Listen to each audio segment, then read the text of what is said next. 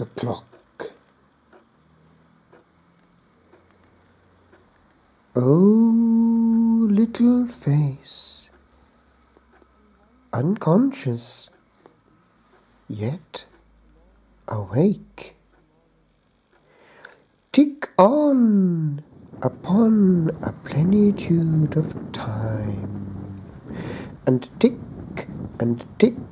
again until it take but yet another tap to make thee chime the knell of all thy calling. Call anon upon a soft oblivion.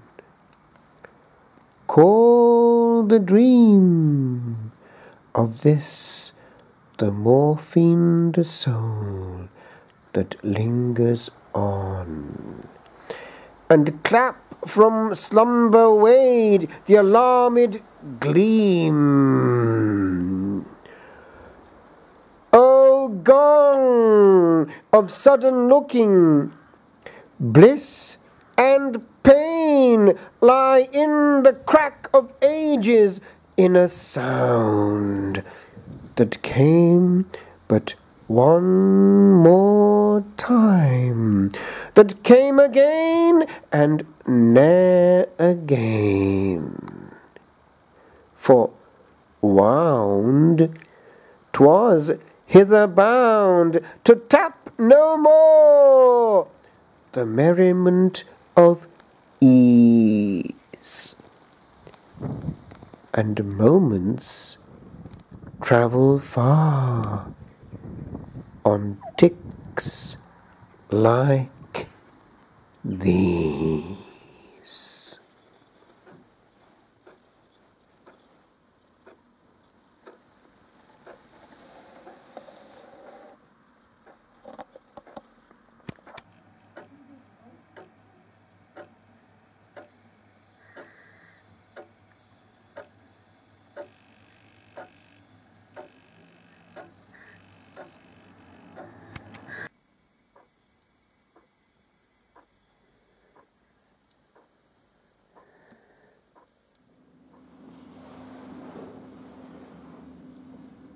These readings are the natural conclusion to the cycle of Sundays after Pentecost.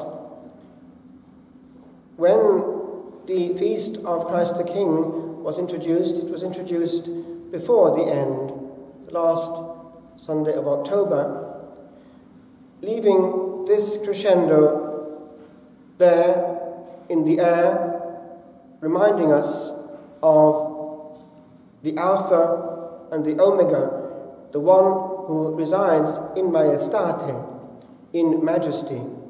Indeed, we have the word majesty coming here, a word reserved only unto kings.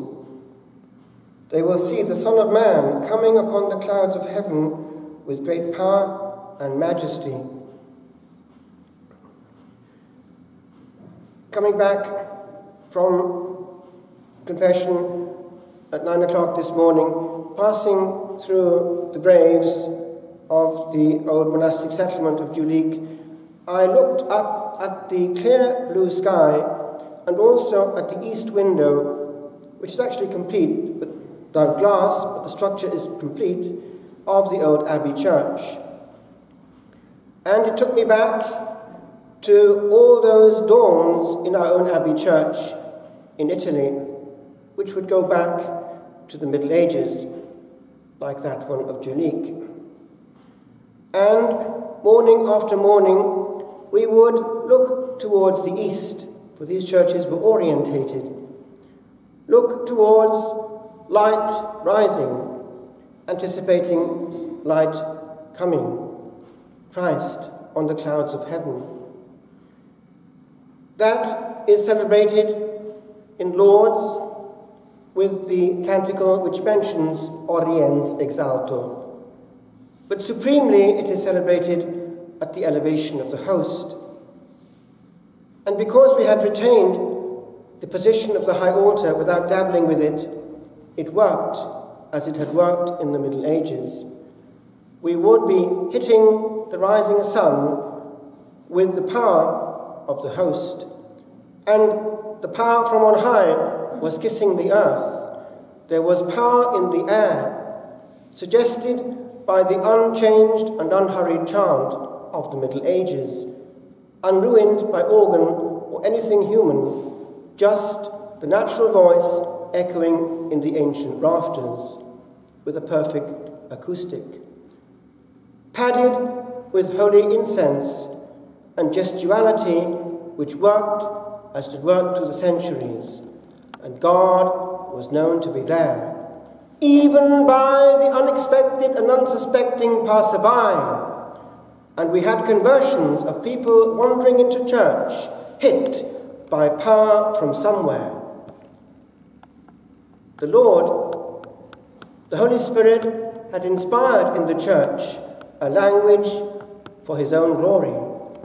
He himself, already in the Psalms, had given the words, and in the Christian centuries, an organic growth of riches and, as I say, power to honour the majesty. And indeed, we had a word for one particular position in choir. It was ad majestatem. It was those moments of great solemnity when all in choir were not to face each other, but the majesty. We would turn towards the high altar, and we would glorify God, as it were, without a shield of defense, on behalf of humanity, often in the dead of night. Praise, gratuitous praise, lengthy and unhurried praise, contemplative praise in which one knew that the angels were with us. In conspectu angelorum psalam tibi, Deus meus. In the presence of the angels will I sing psalms to you, my God. And then we had underneath, underground, something even more ancient, the crypt.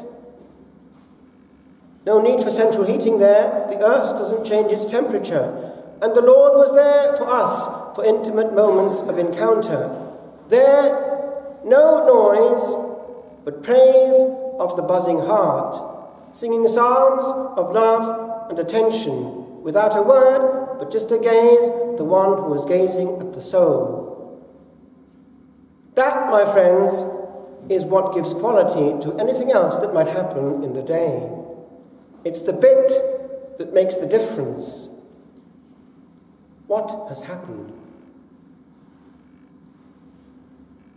Different from the East, which has no itch to change, for what has worked will always work. In the West, we have grown up, we think. We have had new rights, rights to invent, rights to demolish, rights to throw through the window 2,000 years without blinking an eyelid. And to put in its place, noise! Noise! More noise! Until even on a Sunday, all one has is an unstoppable flow of words, and if it's going well, a round of applause for man.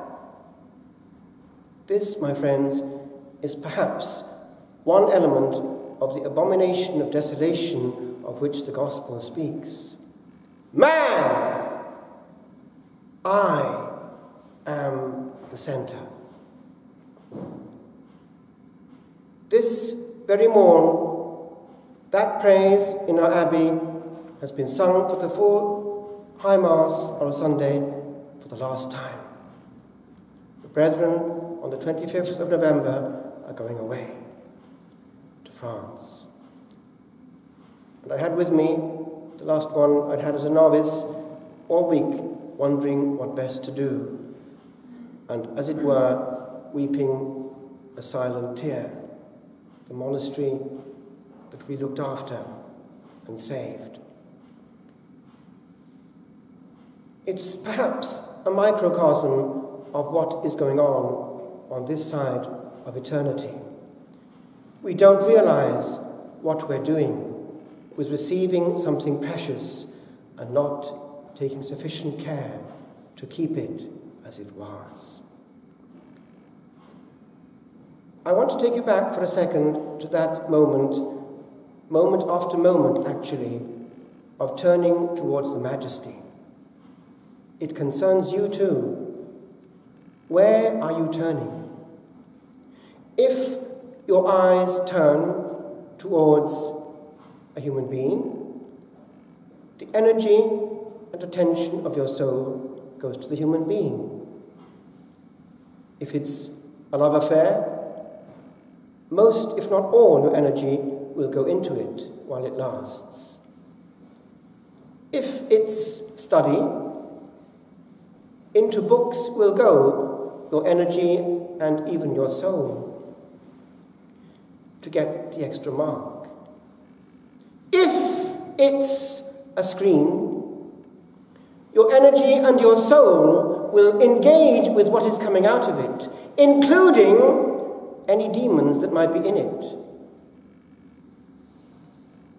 If, as is the case, probably, you have an instrument which has on it a screen, the first thing you will do after going from this church is catch up on the all-important things which are waiting for you in that screen.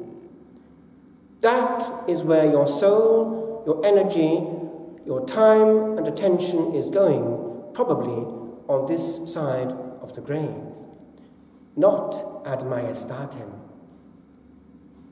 On this last Sunday of the liturgical year, I would ask you to pause. It used to work in the monastery. This is still the month of November.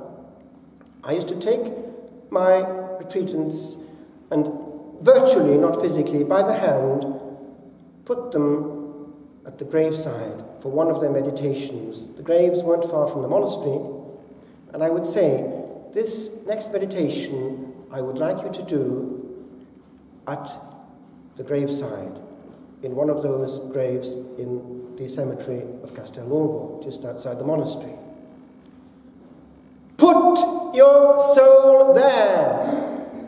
Anticipate the tick that is your last, that opens the unseen forever and irreversibly. Ask yourself, at this moment, what would I have wanted to do with that once wound clock of life, which right now is in poise, but will day by day lose its load. Time, my friends, is not going to come back. Those nights spent engaging with the demons coming through the screen unwittingly, those days spent in useless attention to endless cups of coffee or worse, will never ever come back. What will come back are those moments spent towards the Majesty. I mean the tabernacle and the monstrance, the host at elevation, and even Lectio Divina, where the Lord is waiting for you on the page. This is what comes back on our copybook. The rest can wait. This cannot. I leave it with you, my friends, that it will come, we cannot avoid. We only know that we don't know exactly when.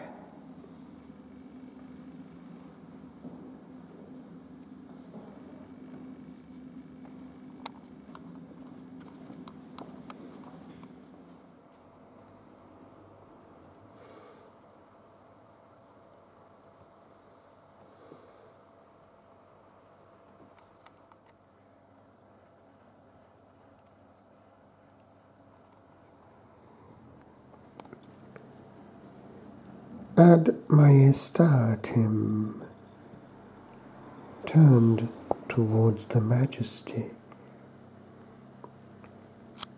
To love and be well loved, to be well known, not by the ears of many, and by all that matter for a moment, but alone to 6 that travel on a planet small, called solitude.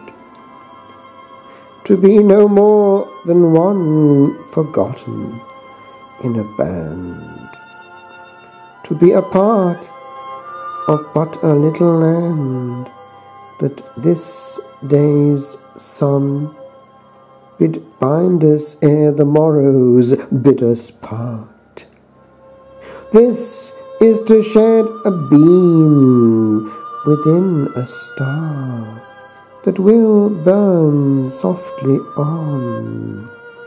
This is to be a naught of nothing weighed, where measures are held high upon the earth, high worth to see, but this is to shine gently on and on upon a distant yesterday, long gone.